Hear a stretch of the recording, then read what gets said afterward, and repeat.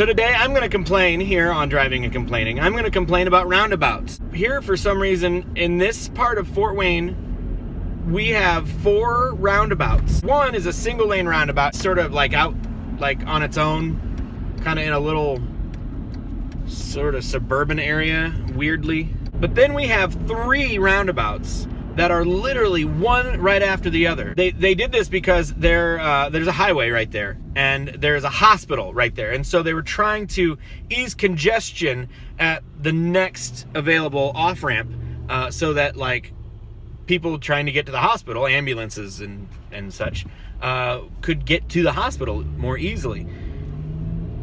And it's worked really, really well. I was very against it.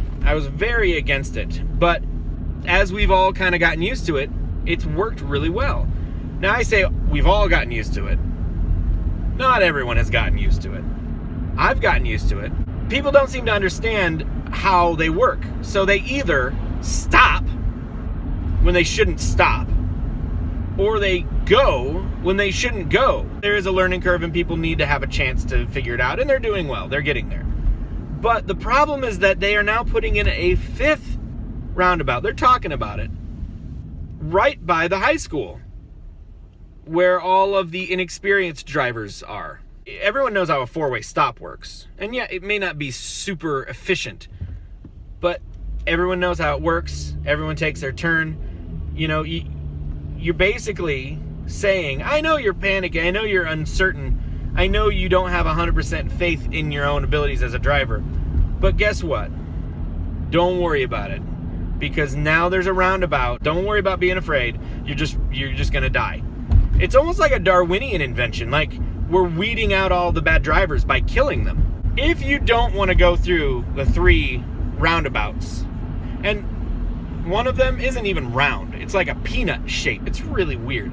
But if you don't want to go through the roundabouts, there is another option. We have a thing called a diverging diamond. More like a rupee in Legend of Zelda than a diamond, but you can't call it a diverging rupee because that completely ruins the alliteration that they were going for. A lot of people really hate this thing. So I'm going this way, and I'm going to cut across. And then I'm going to go this way, and then I'm going to cut back across. And what that does, that allows people coming off the highway to just merge flawlessly with traffic. They don't have to cross lanes. It's actually pretty brilliant. My wife hates it. She hates it because she's terrified that the other lane, they're not going to stop. They have a red light, but they're somehow going to basically abandon all their years of driving experience and instinct and not stop at a red light. I do really like the diverging diamond. In fact, I'm approaching it right now. I was thinking I'd be there by now, but I'm behind this very slow Acadia. Also, you know what?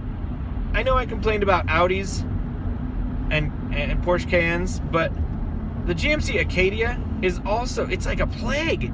They're everywhere. I don't get it. Like, we have way more than our fair share of Acadias. Like, they say that the Ford F-150 is the most, like, popular, the best-selling vehicle in the world. But they don't say anything about the Acadia, and that's what I see the most. It's strange. I don't understand the appeal. Particularly, it's not a bad car. I don't have anything against it. I just don't understand how, you know, a bajillion people were like, oh, hey, this is gonna, oh. And guess what? I was supposed to point out the diverging diamond. I just went through it and forgot to mention it. I'm really not good at this.